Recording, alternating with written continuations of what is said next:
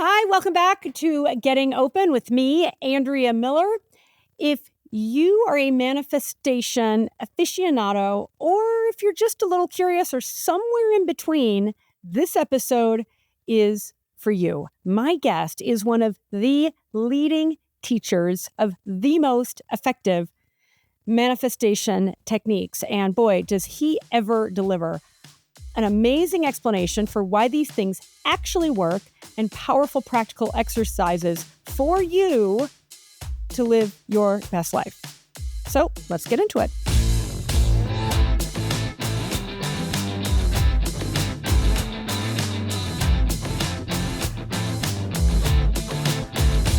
Oh my gosh, I'm so excited to have Matt Cooke on the show today. Matt is a renowned manifestation coach and thought leader who inspires a global audience with his modern approach to spirituality. With a giant engaged following on social media, Matt brings a unique blend of wisdom, science, empathy, and practical insight to his work, providing guidance to millions of grateful people. At the heart of Matt's mission is a profound desire to connect deeply with spiritual seekers and like-minded souls. He lives with his wife, Corisande, and their son, Humphrey, baby, in Cornwall, UK. Welcome, Matt. It's so great to have you here. Thank you, Andrew. It's great to be here with you.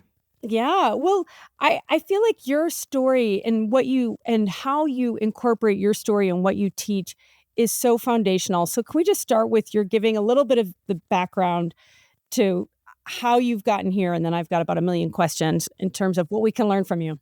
Of course. So I know a lot of people have probably heard this story, but it's really important because let me set the scene. In 2019, I wasn't spiritual. I was in real estate here in the UK, corporate job, 9 to 5.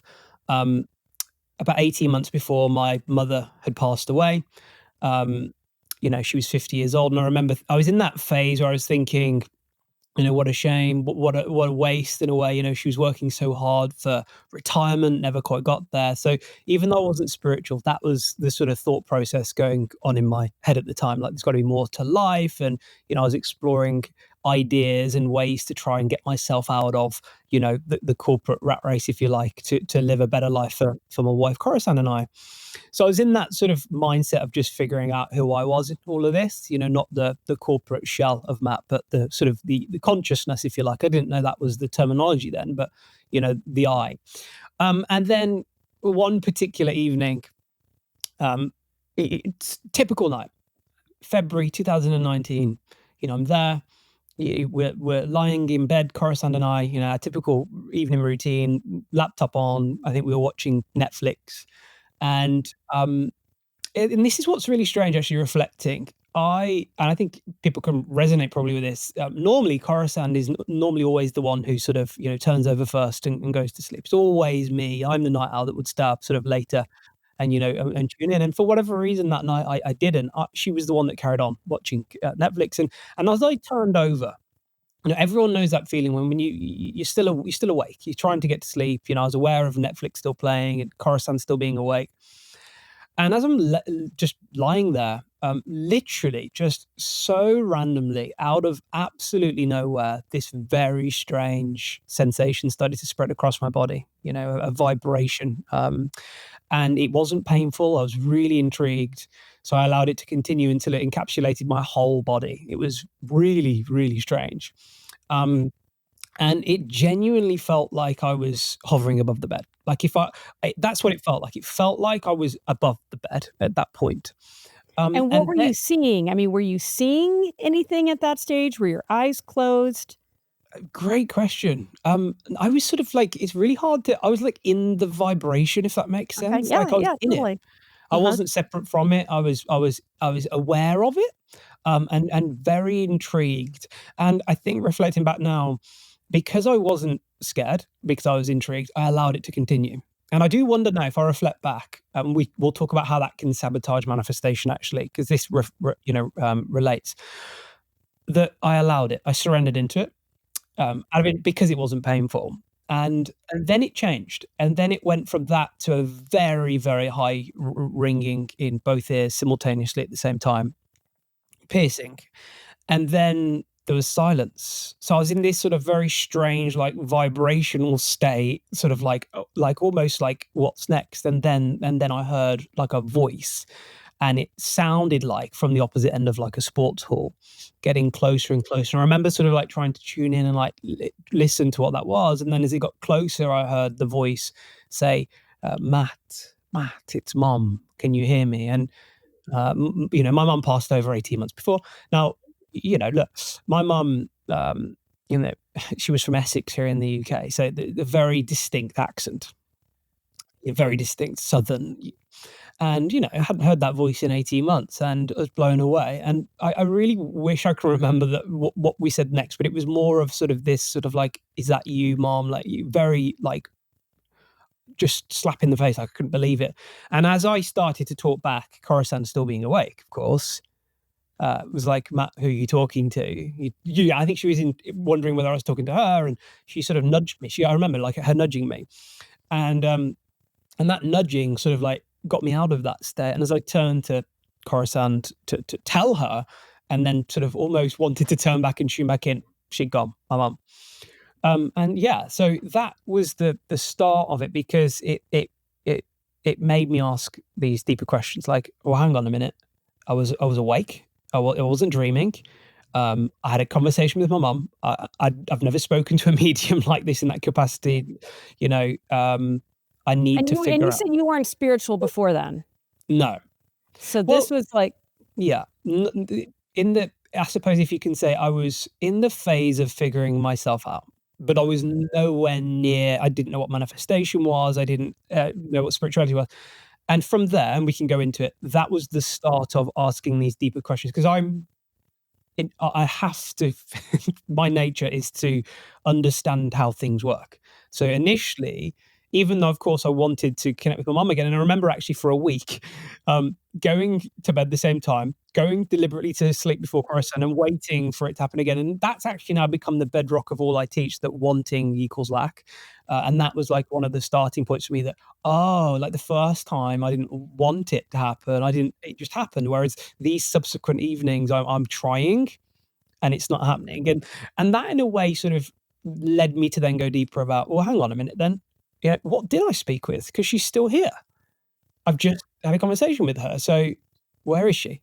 What is that? And that's... Yeah.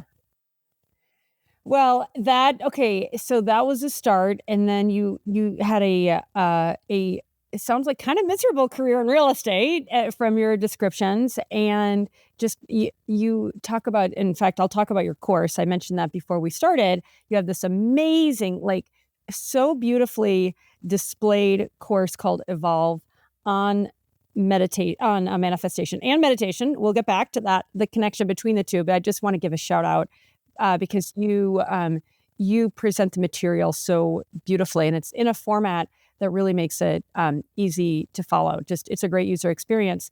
But you talk about how just before she died, she imparted her wisdom to you, essentially to live your best life and not to be chained to the desk, and to travel and so forth. So there were it sounds like some pretty profound seeds planted. And as you describe, she was essentially saying, don't do what I did. Don't work in the corporate grind. Wait to do it all till your middle age, because it may be too late. Yeah. Thank you for reminding me that that's exactly what happened. So when she was in a hospice at the end, she was given 2 weeks to live, and she ended up living for 18 months with sort of, she had brain cancer, bone cancer, breast cancer, bless her. So she battled. And at the very, very end, Coruscant and my wife and I went to see her.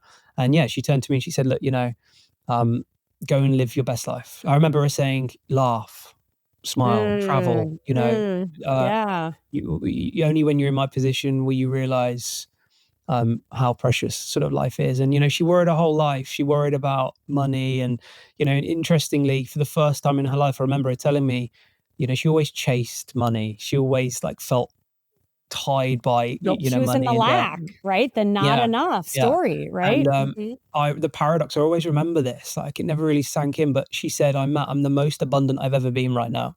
Literally on her deathbed, because for the first time in her life, she let go of like money, and she surrendered completely because the most important thing in that moment was just like she knew it was the end, so it was just like loving what was left. And it's so interesting now, just like money was coming to her from like random sources. So I never really put that together, but yeah, so she planted those seeds, and that's what, for a year I remember feeling very unfulfilled. And then in September of 2018, about a year off, just over a year after she died, I was under a lot of stress at work, still with her thoughts ringing in my mind about like, my life. And it was in a reflexology session that was recommended for me to just relieve some pressure and stress, that the therapist said to me, "So Matt, tell me who you are." And I said, "I'm 26 years old. I'm a real estate agent. I'm the youngest manager in my company." And he said, "No, I didn't ask what you did for a living. I asked who you are." And I didn't know how to answer that. And Yeah. that period Few from of that us do, right? I mean, it's like the obvious question to ask and just like the obvious thing to do, smile, laugh, right? And yet we'll come to the 95% of our unconscious minds that are driving the bus, right? But okay, so go ahead. So he asked you he who asked you who I are, and you didn't have a great answer ready. No, I explained the character, the avatar, what I did for a living, and he said, "No, I didn't ask that. I asked who you are." And I was like, "Wow!" Like no one's really like I just remember like realizing the way it was like. I used this analogy recently. It's exactly, it was like, imagine an astronaut is in a suit to keep the person safe, and the astronaut, the spacesuit is what I think most people identify with, like the avatar, the outside, like it's what keeps them safe. And I had this realization that there's someone behind the suit, that there's the person inside, um, behind the shield, behind the suit. Who is that? And that was like the eye in all of this. Like, oh, I am not a real estate agent. Yeah, I'm not the suit. Who is Matt? Who is this person that's working this job just to sort of impress his father? And it was that period from the September 18 to then the February 2019 when I connected with it, that I was in that phase of like figuring out who I was. Still not spiritual. Well, I suppose it was the start in a way, but like in that phase. And I think actually, like I do a lot of reflection now, but it was setting the stage for alignment, for resonance in a way, for her to then be able to tune in. Because she somehow did that. She tuned in to me. I must have been in a receptive state then in February 2019 for that to then occur. And yeah, that sort of led me to this point. And then, of course, bringing this back to manifestation, you start figuring out, well, okay, well, firstly, then, if I've just connected with something that I can't see, what is what I can't see? And then that was breaking just physical structure down to its purest form, atoms, subatomic particles. And then I was more intrigued about like, below that, like the quantum level, not the classical structure. And then that was the sort of realization that there are these quantum fields, unifying fields of energy that, wow, represent like 99.9% of like reality. And it was going through that lens, like the quantum route, that I then started hearing this term of like vibration and energy. And that's when, of course, you start hearing like about manifestation. And it was like, seriously, it was so second nature. It was so easy for me to understand manifestation at that point. It's so easy for me to start manifesting because of the alignment with my mum, and then trying to connect with her again. I absolutely knew in that moment, like, how I could connect with anything that I wanted Mhm. then and bring it in. Well, So what's amazing to me as a relatively new but very passionate student to manifestation, I did a week with Joe Dispenza. I know he's a mentor of yours in Dallas last year, and it was like, oh my God, mind blown, and just really, on the one hand, a little bit new, and yet I'm so type A. I'm like, okay, I'm all in. Like I couldn't be more into it. And it is amazing to me now, learning from you, learning from Joe, and just connecting the dots, how just how powerful it is. And I feel like it's like this thing that had been kind of on the periphery for me. Um and it's not a theory. It's like you have to show up and do the work. And when you do, it is totally transformative. Right. So that's why I wanted to talk to you, because I was like, oh my God, look at Matt with his huge following and helping so many people figure that out. And looking at your website and your Instagram and your own lived experience. I mean, listening to you talk about, you're like, I barely work. I have the greatest life. I'm like, oh my God, look at that guy. And your purpose is so clear and you're helping so many people. So just, kind of to set the stage here a little bit, everybody's experience and manifestation is different. What you want and desire in your life is going to be different than me and different from everybody. But I just do want to give that kind of that, not a disclaimer, but just like that message up front. I feel like people can think of this stuff as hard and takes a long time. And yeah, the longer you do it, the deeper and richer and more amazing it can be. But I do feel like you can start to see results and more importantly, feel results early on. So, if somebody listening is new and just like, oh, I got to check it out, Matt's course Evolve is amazing for that. But let's dive in. So just to give people a taste of what you teach and what you feel like is most important, I am going to say I was listening to one of the earliest modules as I was driving with my son. He's a teenager, and I love to talk about this stuff with him. So I was glad I had him captive in the car. And you were talking about the three brains, which I want to come back to. And that bit about the 95% of our minds is unconscious. And until we can tap into that, we're going to continue to continue with the same narrative, continue with the same lack, continue with the same, even maybe sense of imprisonment, if you will. So will you just talk a little bit about I just feel like that's so foundational. Like, I don't think anybody can argue with that brain science. So I'd love for you to talk about the three brains. And I hadn't heard, especially the third brain, the cerebellum, being more of a like soul representation. So I'd love if you could talk about that. And then I'd love to go from that 95% into why meditation is so key and how that opens the door. Again, it's not theory. Like, you got to, like, folks, if you do the work, extraordinary things are going to happen. But if you just watch, it's going to be a lot less effective. Yeah, of course. Great. Yeah. So I think firstly, let's unpack that. For anyone listening, the good news is you're in a state of manifestation right now. And that's the twist that I really aim to give with this work, that it's not some secret formula to, that's sort of reserved for the elite, or that you have to read sort of ancient scripts. Like, we're always in a state of manifestation, firstly.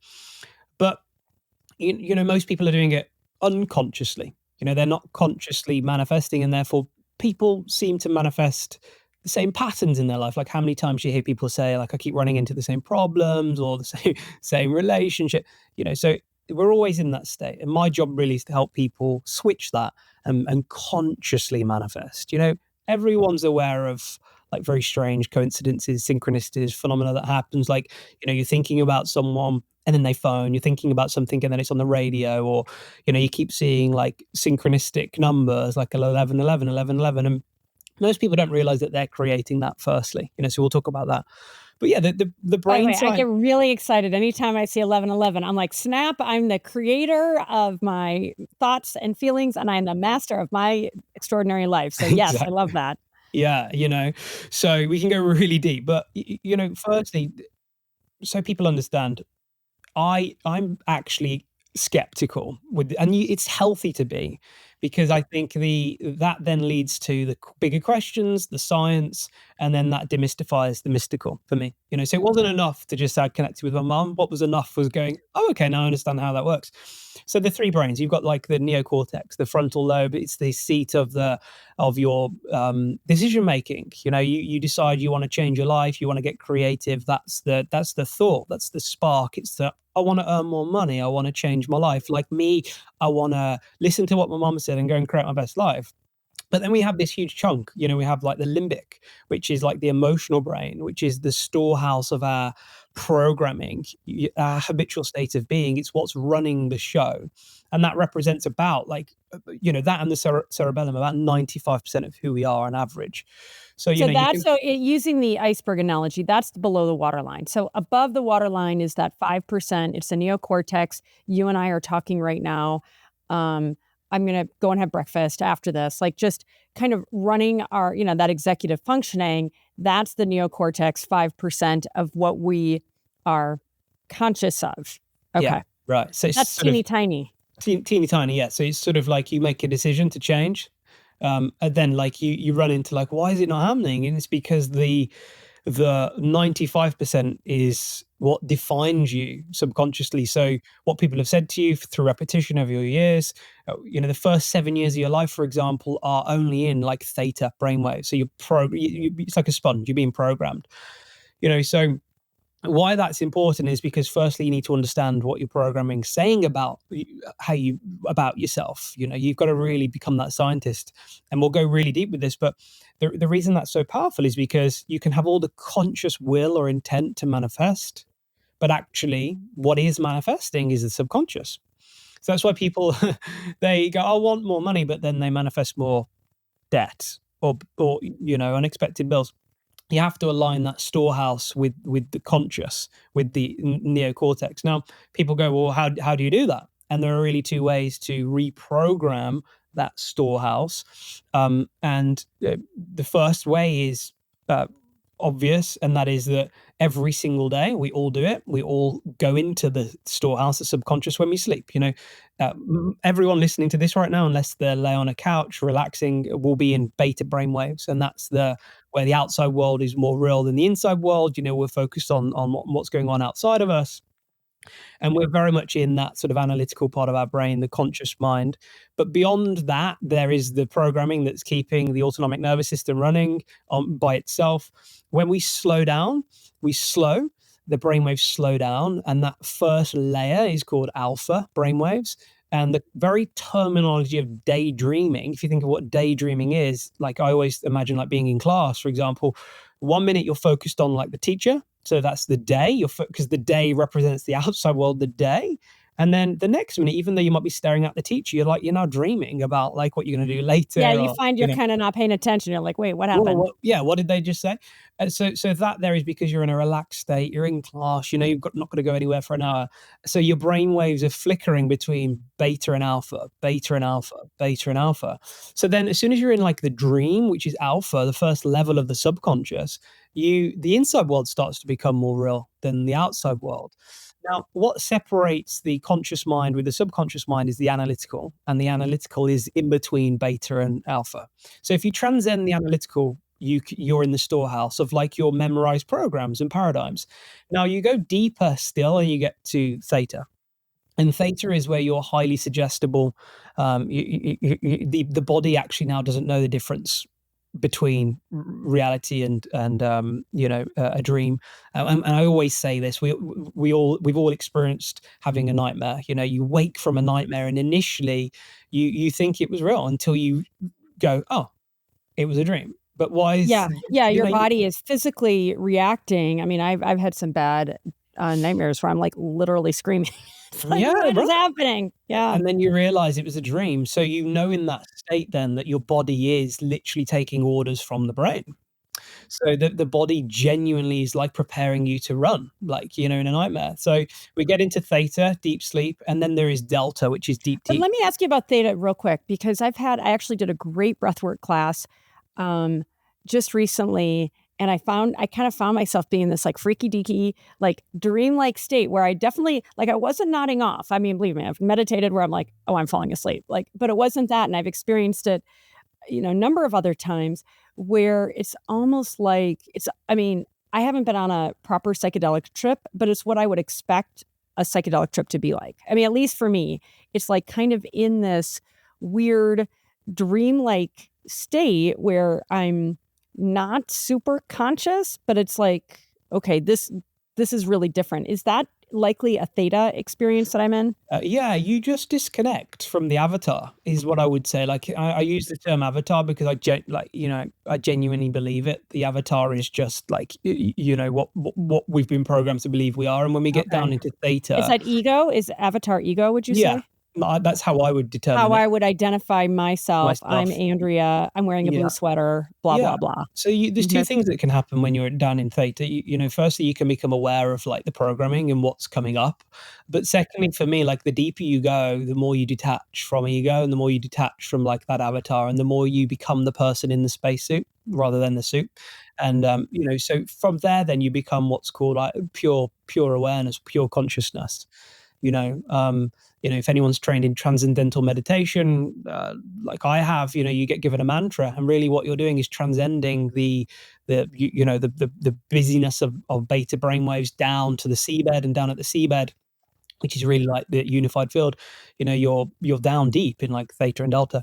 So yeah, you're right. So down there, two things And then can hang happen. on, and then sorry, I interrupted. So it's beta, alpha, theta, and then delta is it actually sleep, or can delta be another form of consciousness? You can. It's just there's like very slow activity there. So a lot of people, you can train to get down there, in meditation, but a lot of experienced practitioners can get down to delta. It just means that the body is almost, and even in theta, the body's almost in like a sleep-like state, especially in delta. But you can become aware of the fact that you're still aware that you're in this body. That's, so yeah. So to answer your question, it feels dreamy, but you take control. You can then orchestrate the show. You can then meditate from down there, and you can then dream up a scenario as awareness towards, let's say, whatever it is that you're wanting to manifest. But you play it out. You create like a mind movie where you're playing and you're rehearsing a scenario where that life that you seek's already manifested. Now, what's powerful about that is, of course, the body reacts emotionally as if it's already a reality, because it's doing the same as it would do if you were having a nightmare. And then the chemistry there is powerful because the brain and the heart sync. And that creates like real balance, real harmony, real coherence, as they say, and you just become even stronger. Now, down there though, if there's some programming about money being scarce, always struggling for money, but you're now down there visualizing being abundant, you're then rewriting a program, and that's what's really powerful, because the more you do that, you actually rewrite those subconscious blocks about yourself. Well, totally, and that's and you explain it so beautifully how it's getting into alpha and ideally dipping into theta, that you're able to get in, kind of below the waterline of the proverbial iceberg, where the action is, right? Because I'm like I said, I'm super type A. I can will myself to do anything. Oh, that's a lot of work, right? Versus saying, let me find a path that is maybe not linear, that is easier, and that, like you were talking about, even with money and lack, that potentially without doing that kind of deeper work and reprogramming that 95%, it's just a lot harder to to be in that successful manifestation mode. I mean, we're products of all that conditioning, like you were talking about, and programming. That's hard to overcome, I should say, with just pure sheer willpower, right? So manifestation is key. So meditation is key, according to you, and I've experienced it too, to a successful manifestation practice. Yeah. Yeah, and I think I'm in agreement that, when you hear this for the first time, you think it's a lot of work. It could take half an hour to an hour to get down into those deep states, and you could think, oh, how am I going to fit this into my busy life? But then what I'm about to share will make you think twice, because the first question I always say to people is, do you believe that your thoughts have some form of an impact on your reality? Do you, Andrea? I do. I know it. So did Yeah. you wake up this morning and consciously, mentally rehearse your future? Not as well as I should Honestly? have. No. So then, like most people agree. Yeah. I So, usually do. Not of today. course, but so firstly, if you do believe your thoughts have some form of an impact on your reality, you should be rehearsing every day as if it's already. First question. Secondly, then is when we go deep into quantum mechanics. Now, I won't go too deep here, but I always use this. It's called wave function collapse, or collapse of the wave function, or the observer effect. And, there's loads of experiments that prove this, but on a quantum level, like I said, if you break down anything of our 3D physical world down to its purest form, like I said, you get down to subatomic particles, electrons, photons, for example. And Well, and they that, just to underscore that, I mean, as a practical matter, we are 99.9999% energy, and it's like, okay, I believe it, and I mean, I just think of where there can be some skeptics, and rightfully so, right? Not not dunking on the skeptics, but I think of before, was it Magellan that circumnavigated the globe first? Hello, flat Earth, right? I mean, that's what we thought, right? Because that's what we saw and felt. And before Copernicus, the Earth was at the center of the universe, right? Before, I think it was Niels Bohr discovering subatomic particles. So I just emphasize this out of the gate because, and I want you to talk about your radio analogy. I love that, kind of dialing into the right station. We don't see radio waves, but we love it when we're able to tune in and listen to a great show or whatever. So I just want to emphasize this whole business of us genuinely being predominantly by a huge margin energy, and that energy can be impacted by what you're talking about. And again, for the skeptics, I mean, all these historical references, everybody thought Copernicus was crazy. Didn't he die?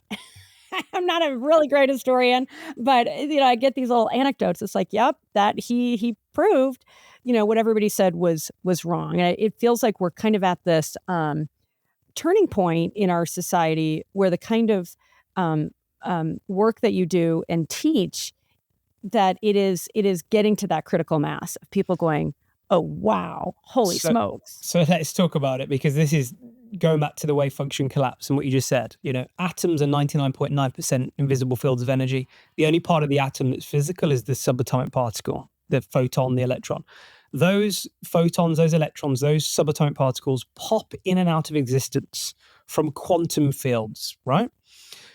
So those quantum fields, I like to refer to that as the universe, for example. So that field of energy is infinite. There's an infinite amount of energy there that's always in a state of movement and vibration. Now, what I'm interested in is how does that energy, that field, turn from energy to turning into that particle? And that's called the collapse of the wave. So the energy is the wave, the particle is matter. And in many experiments, what turns the energy into the particle is observation.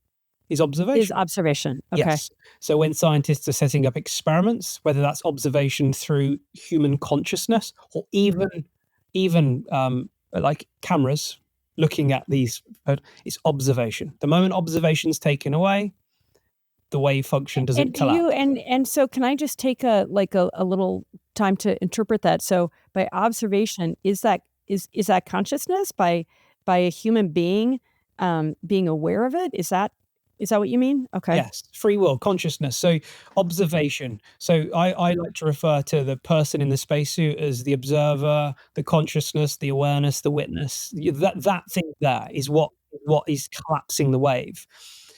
So if physical reality is created through the collapse, then we have to remember that our observation at all times is collapsing the wave. Now, here's the thing. Most people's observation is programmed subconsciously. So they're subconsciously collapsing the wave, and that's why people manifest unwanted outcomes, which are actually aligned with their deeper belief system. So that was why. Well, and that's back to the let me just jump in and ask, because you do talk about the law of vibration. And actually, before I jump in there, I just want to make sure I understand. So when you talk about collapsing the wave, so there's wave and particle. Collapsing the wave means that that consciousness is what creates matter. Is it collapsing the wave? That's what gets us into a physical form. But let me ask you this: if that's the case, and 95% of our mind is unconscious, how does that track? Right? Because it's like, if I'm unconsciously collapsing the wave, then how, you know what I mean? Like, I'm trying to figure out how does that work? And I don't mean Most to people aren't overthink aware, this. though, that they're even separate from their program, are they?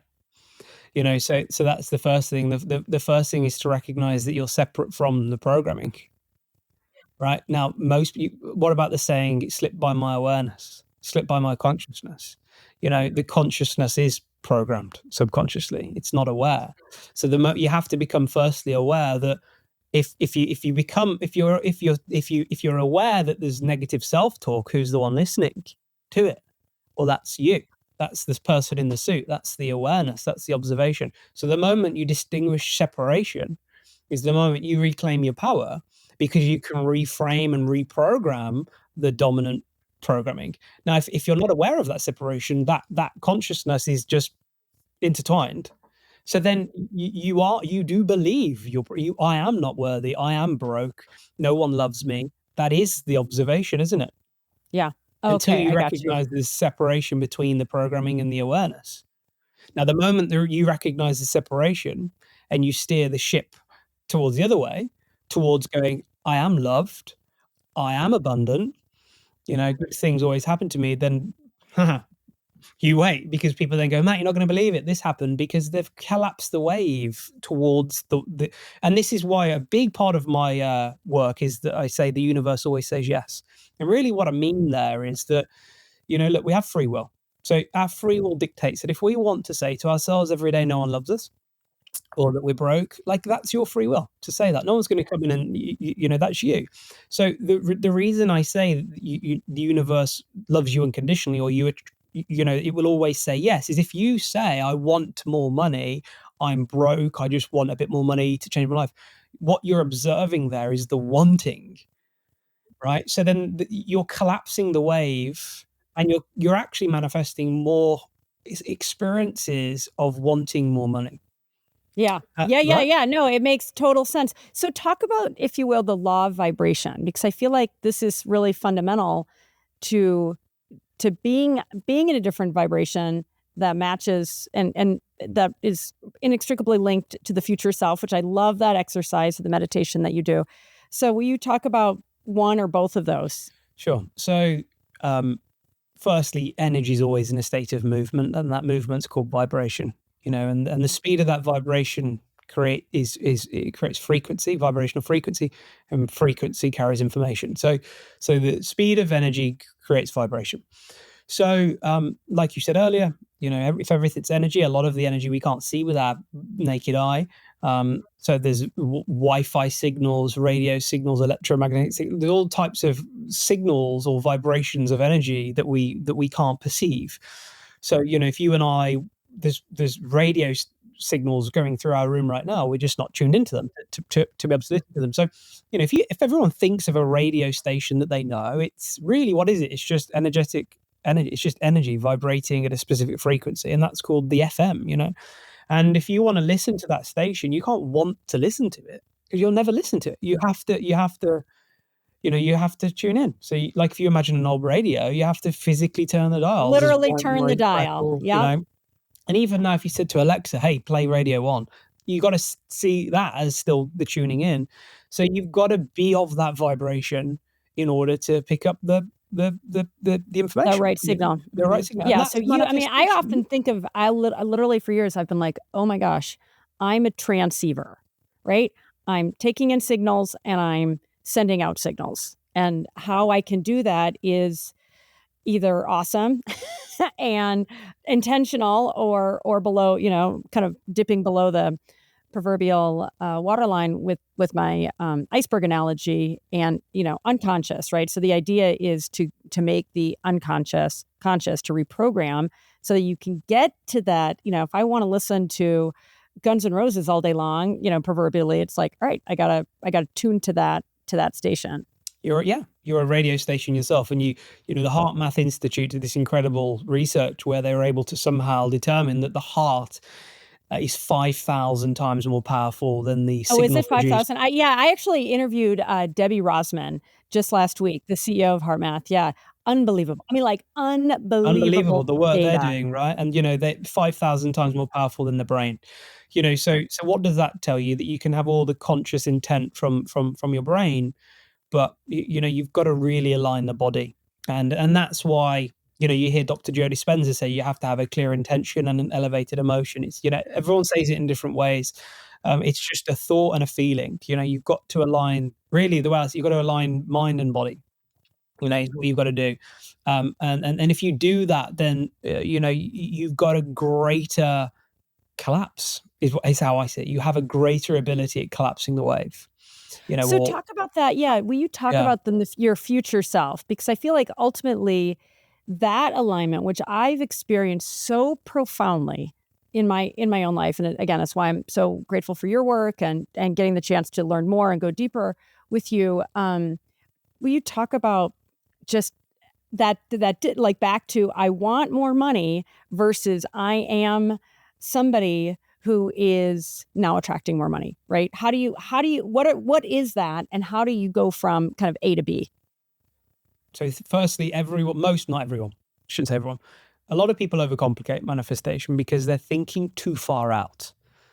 The amount of messages I get about, I want to be a millionaire, and and this, that, and the other, it's so far out from their current state. Even the Monroe Institute, world famous for studying consciousness, said that, if it's too far out from your existing reality, you can have it can dislocate it, and it's true. So, firstly, whenever I manifest, I really try and stick to about 12 months out. You shouldn't really think about time anyway, but time's good in this situation when you're getting started. I talk about wanting being the problem, but you got to start in lack to get clear on what's missing. So I like to go 12 months out in my head, firstly, from where I am. And I like to sort of say to myself, well, okay, if the unified field's infinite, then, scientifically, especially if you bring in the many worlds interpretation, for example, there is a version of Matt, there's an infinite amount of Matts that exist out there. So I sort of start with, like, who do I want to be, Mhm. and I map Hang on, I that just out. wanna say that, like, who do I 'cause I feel like that's so foundational, right? Because I think there's so much misinformation around manifestation and the secret, like, getting the stuff, right? But what you talk about, it is who you want you can't get the stuff without knowing who you want to be, because that's your transceiver, right? That's you fundamentally versus your Lamborghini or your Birkin bag or whatever. Yeah, because it's your being, your state of being, your personality, how you think, feel, and act, yeah, which attracts. You attract what you are, not what you want. That's again the core message I have. So, don't start with what do I want to have, because that's stuff. You got to figure out who do I want to be, the personality, like who's that person. So I get clear on that, and then I say to But hang on, myself, I'm sorry, I feel like I keep interrupting you, but break that down a little bit more. I mean, when you say who I wanna be, are you saying it's I mean, I've got my own interpretation, but, I mean, fundamentally, it's like, I think about my own life, somebody who is in service to people, somebody who is, joyful, who is wise, who is abundant, right? So it's those are the kind of qualities that when I think about who somebody trustworthy, like all those things, those are the kind of qualities that I've really tried to bring into my life. And is that the right approach, right? So then I can have an amazing podcast and, meet amazing people like you. But that is a kind of those traits that define who we are. exactly. That's it. It's the personality. It's like, who are they? How do they show up every day? Like, what do they do? Um, how do others look at them? And it's those sort of questions that you Well, want to and it's ask. gratitude, right? I mean, gratitude is in there and just that feeling of like, I'm not in lack because I'm grateful, right? I mean, and those are the things I feel like if you do your meditations and you practice it even just a little bit, how those at least in my experience, excuse me, how that being who I want to be, I feel like it can supplant the lack and not an I mean, what I've suffered from so much of my life is not enough. Like, I'm a way like, type A overachiever extraordinaire, and that's been the programming that I've had to overcome. Yep, exactly. I should say, when I do this exercise first, I try and get into a meditative state. I just try and detach from like the ego a little bit. And I ask those questions and almost allow like intuitive guidance to come through. So who do I want to be? And then I sort of, I actually, yeah, a good recommendation is to film yourself. Just put your phone on a tripod and talk out loud if you're by yourself. And go into that meditative state and sort of like, who do I want to be? And just sit with that question for however long it takes, and just speak whatever comes up. And then what I say is then, okay, now you've got this person, right? You who you want to be. Imagine going up to them, and then you imagine in your head like you're now with this future version of yourself, and stop them and say, look, I could be any version of me, but I want to be you. What did you do to be you? And then your future self, it's a great exercise called the be, do, have, but I twisted the model to make it manifestation related. It's the best way, in my opinion, to get clear on what you want. And then, the future self will say, well, I took massive action. I got comfortable in fear. I meditated every day.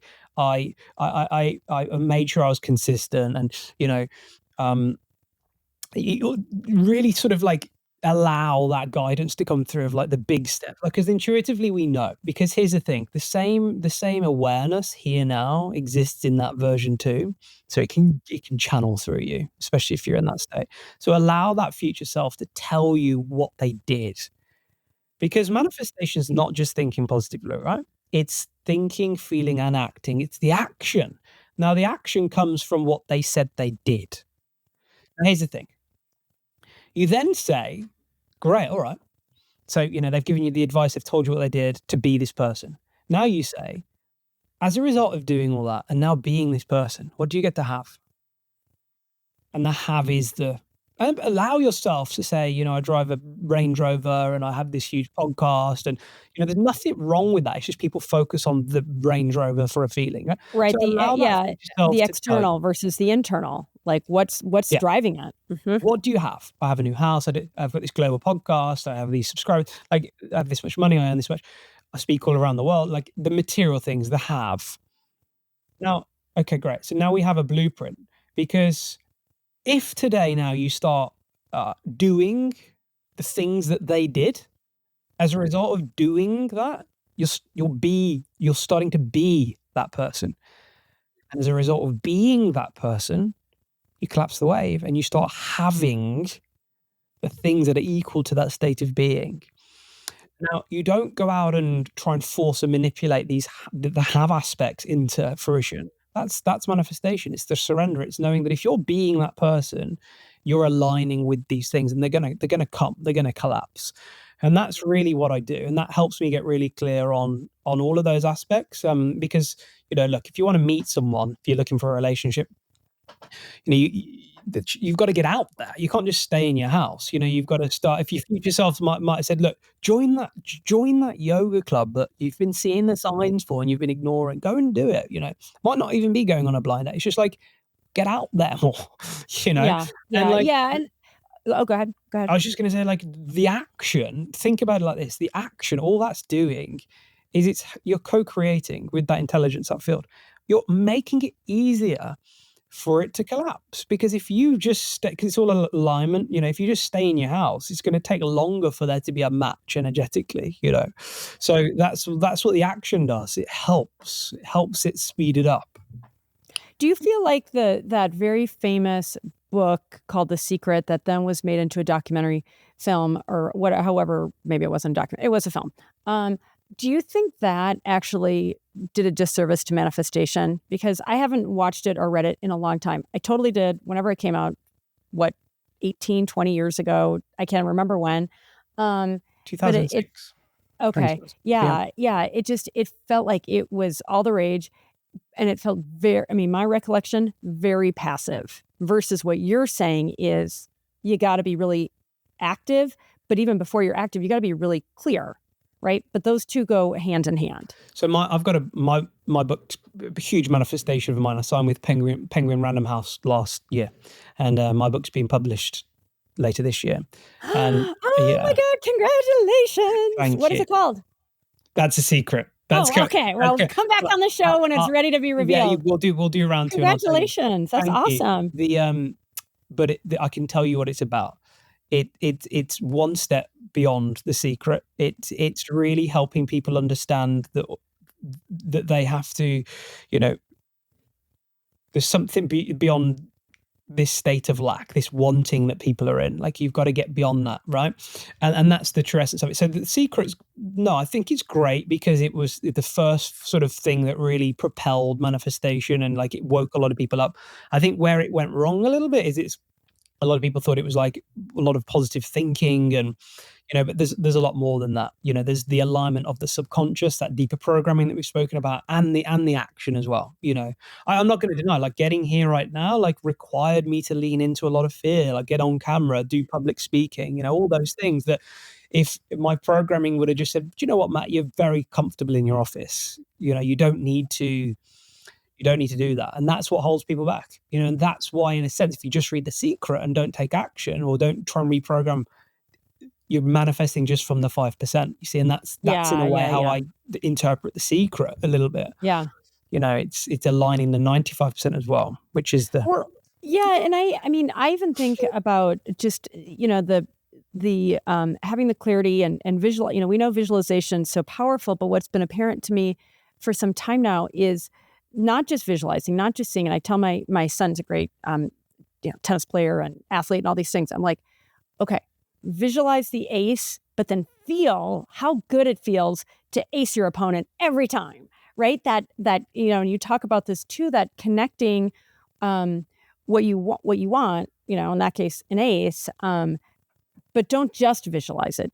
Feel the feeling. So you're priming your body, and it's amazing how, it may take a little practice, but it's amazing to me. And I think that's why, in part, meditation is so important, to open that proverbial door to then being able to go, oh yeah, I can actually, even though, I'm not able to, or whatever analogy we're using in lack, but I can more readily get to a feeling of, ooh, it feels so good. I actually just did a TikTok the other day about how I've become such a better skier because I'm using these techniques. I mean, it's a trivial example, but it's like, oh yeah, I visualize, skiing on a black on my edges. I feel it. And then just last weekend, I was up at Breckenridge, and my son was like, "Mom, you actually beat me down," and it's never happened before.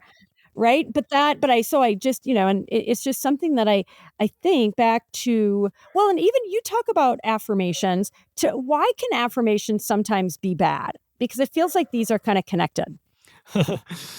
So firstly, the feeling, just for people to understand, if you want to know your point of attraction, then just look at how you feel. Your feeling dictates your point of attraction, very, very simply.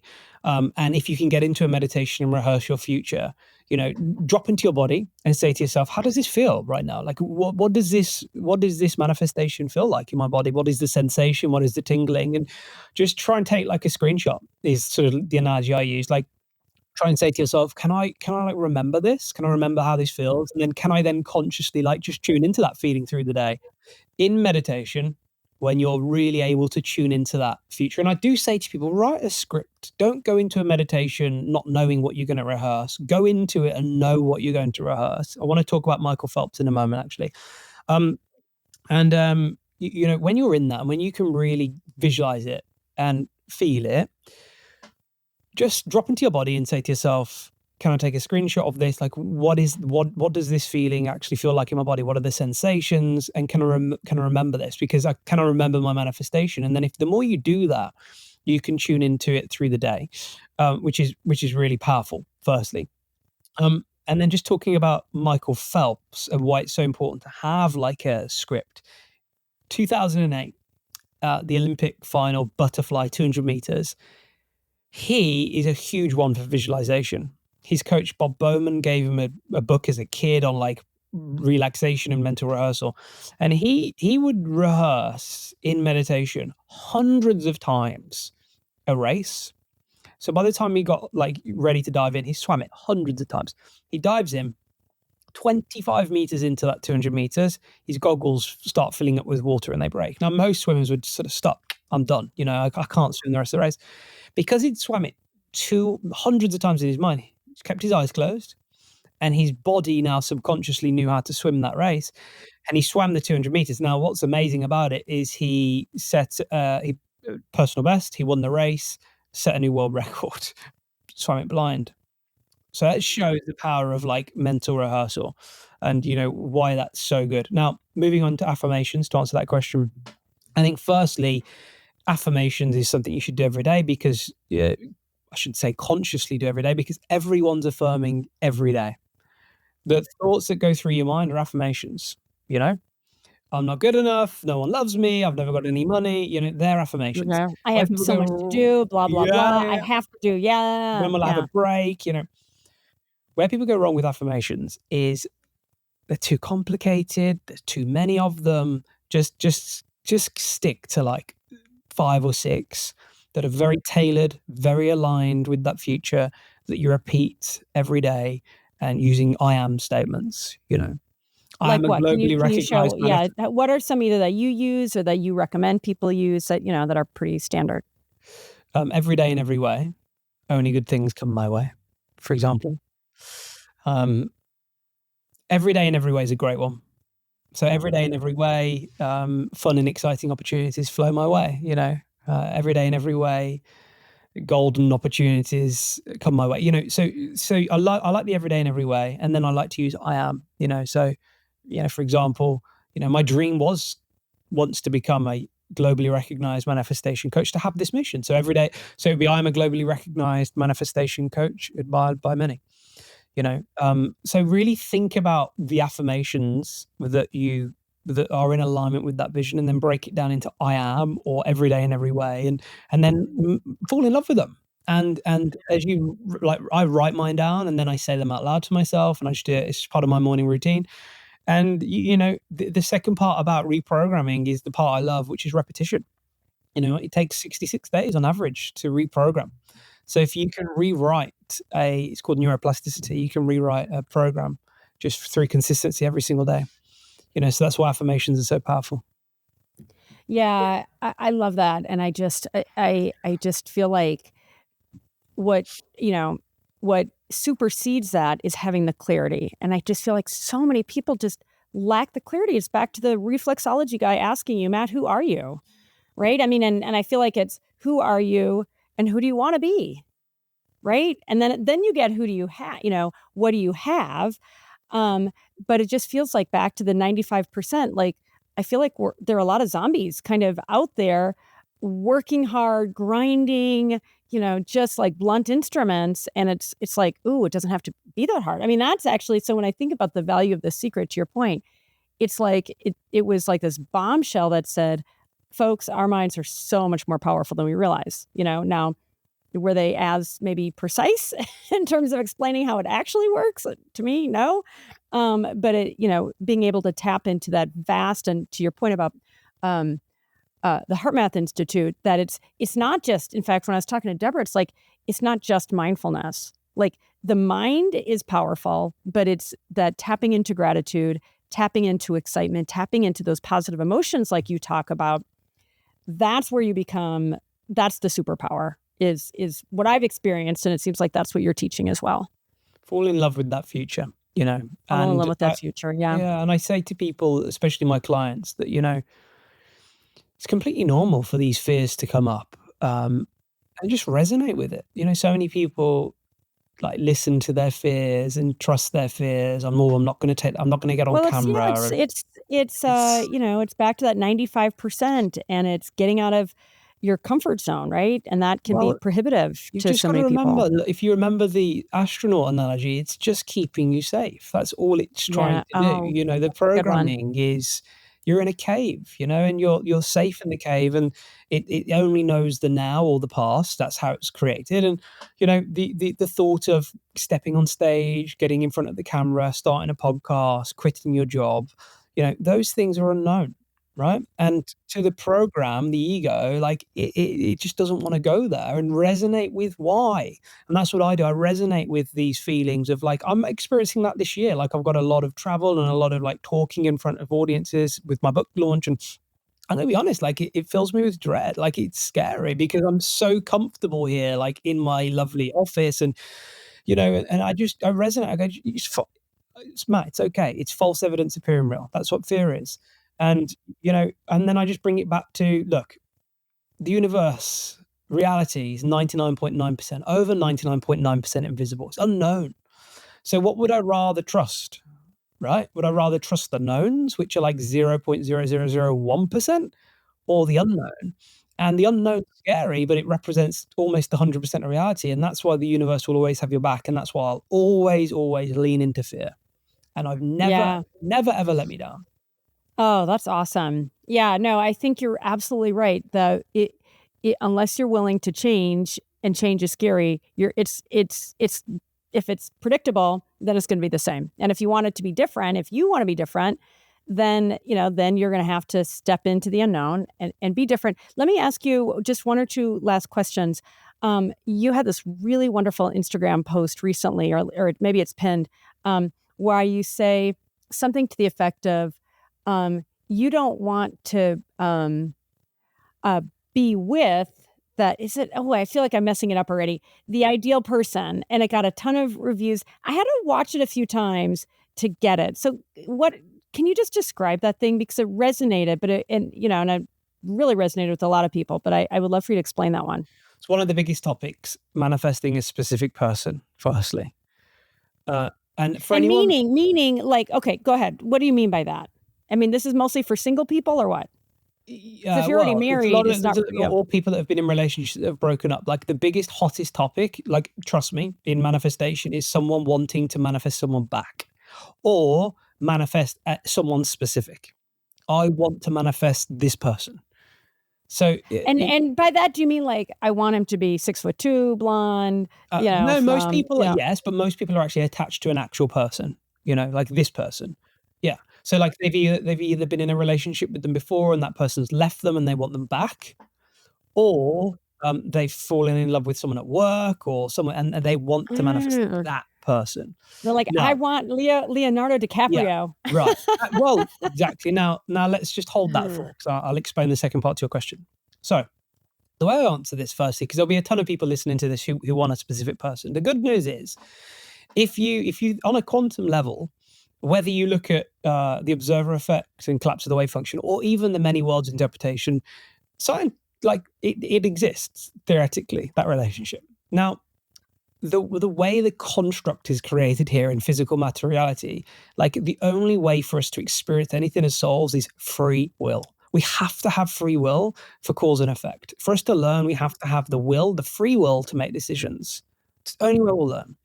So we have to respect the fact that, someone else has free will, so someone ultimately has a choice about whether they want to be with you, but it does exist. The amount of people I've worked with, I've always said, like, I know this is hard for you to grasp, but are you open to manifesting someone better or someone as good? And eventually they'll go, yes. But the reason people have a hard time with that initially is because of this. And let me answer your second question. You don't want that person. You don't want Leonardo DiCaprio, Andrea. Okay. You don't. I really want Ryan Gosling. You're right. You don't want Ryan Gosling either, because what happened there, you see, is you've just realized that there's a version of Andrea that exists in your mind when you're with Ryan Gosling.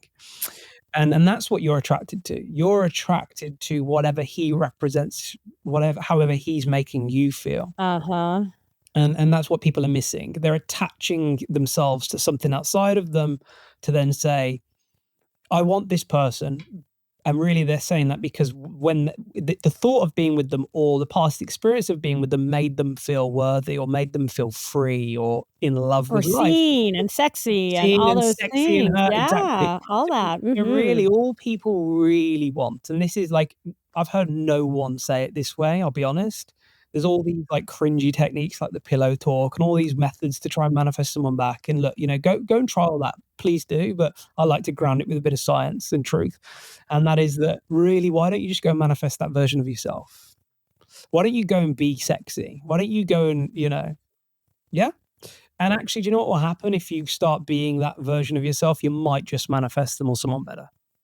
Yeah, totally. And that's Yeah, no, not what people are that's doing. it. People are living in lack of that version of themselves. They're not feeling sexy because they're waiting for that person to feel sexy. And the lack of sexiness is exactly what attracts more of that unsexiness into their life. Yeah, and That's unsexy is not sexy. Yeah. So Right? start And it start just falling in love with yourself and saying you are sexy, Yeah, no, and that explanation is so helpful. Thank you. Because it makes total sense, and I feel like it's connecting a lot of the dots that we spoke about today. I mean, ultimately, it's about who do you want to be, right? I mean, and if you want that person, I mean, I think we've all been there. I've been married for a long time, but before getting married, it was like, oh, like wringing my hands, like, oh, is he gonna call me back? Like all that stuff that's normal and natural. And that's like so low vibe, right? Versus, the sexy, awesome opposite be the person. and be the person. Yeah. Get out of this state of resistance, because most people are actually blocking their own manifestations by being in lack, and that's resistance. It's putting an energetic shield around. Surrender in this context does not mean giving up, it means letting in. So start embodying who you want Hang to on, say that be. again. Surrender is Not giving up, it's letting in. Surrender is letting in. Yeah, surrender is letting the energy in. It's not waving the white flag and giving up. No, it's letting in. Energetically, imagine a shield around you. Surrender is opening, allowing energy in, and and you can surrender very easily when you start being that person. But most people are blocking themselves, and the resistance. Imagine the energy is just bouncing off them because it's just a radio again. Like you've got to align to it. So the best way to align to it is to start being it. And that is really, this work is all about like just shifting perception and like just looking at the other side and the paradoxes. And if you fall in love with the paradoxes of this work, you'll actually manifest your best life. That's really the truth of it. I mean, amen. You're proof of that, and your many followers. Like I said, I'm almost halfway through your course. Have learned so much. Can't wait to finish it. I'm going to have even more questions. So hopefully you'll come back on my show when you're ready to announce your book, and we can keep going deeper. But yeah, what a beautiful, beautiful, just conversation this has been. Because I feel like I knew quite a bit. Now I feel like I understand it even better, and am just that much more motivated, honestly, just to keep practicing being that person that I want to be, and using the techniques that you so beautifully teach in Evolve. And congrats on your new book. I can't wait to hear about it. Thank you very much. No, I really enjoyed this. And I think the best conversations are the ones where you can just go with the flow. And I will just say that if I can wrap here with manifestation, just, look, have fun with this. It's so much easier to manifest if you just laugh more. So much easier to manifest when you just let go more, when you laugh more, when you have fun more, and when you're in flow. And that's why every conversation is always best in flow, and just stop taking it too seriously. And again, the paradox is that you'll find that it's easier, and that is the truth. Well, totally. Yeah. That is the miracle, amazing truth. I mean, I'm somebody that just struggled a lot. Now it's way more fun. I mean, like your mom advised you, smile more. I mean, and then there are neurochemicals in your heart, all the physiology when you laugh, when you smile. Getting into flow is, getting into I don't know if it's theta or what brain state or so forth, but yeah, I mean, all of these things all conspire to help you achieve that outcome, which is living your best life. Matt Cooke, you're amazing. Thank you so much for being on Getting Open. I've loved talking to you. You're welcome. Thank you so much. It's been great. Wow. Oh my gosh. What a amazing set of insights. There's so much that he described that just makes me understand why all this works, including collapsing wave functions. I'm like, yo, slow down. I'm kind of not tracking.